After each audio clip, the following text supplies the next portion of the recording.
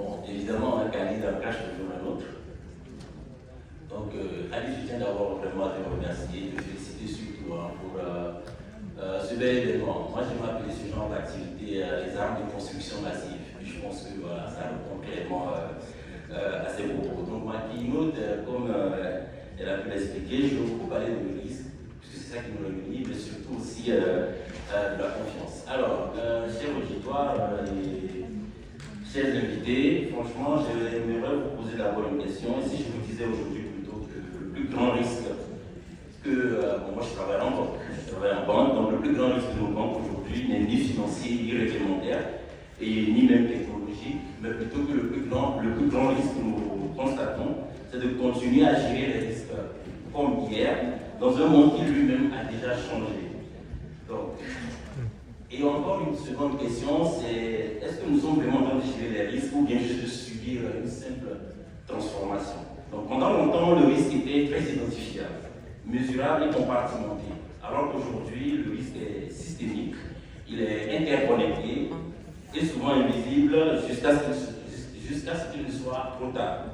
Donc historiquement, nos institutions, donc banques, assurances et autres, ont été construites pour une seule chose, protéger les actifs. Mais aujourd'hui, le véritable actif à protéger n'est plus seulement financier. Pour moi, c'est la confiance. La confiance dans les systèmes, la confiance dans les transactions, la confiance dans la capacité d'une institution, banque, assurance, tout ce que vous voulez, à être fiable en permanence. Et cette confiance est devenue extrêmement fragile. Un bug, une fraude, une mauvaise communication, et ce ne sont pas seulement des incidents, ce sont surtout des ruptures de relations. Une banque peut être solide, sûrement financièrement, et pourtant perdre aussi ses clients. Donc aujourd'hui, les risques qui sont émergents, que nous constatons, ne respectent pas forcément ces catégorisations internes.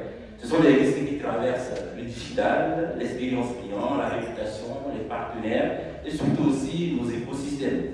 Je donne un exemple trop simple. Une fraude digitale, par exemple.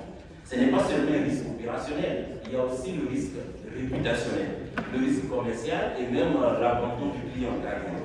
Donc, un seul événement, c'est plusieurs impacts simultanés. Et pourtant, dans beaucoup d'organisations, ces dimensions sont encore traitées séparément.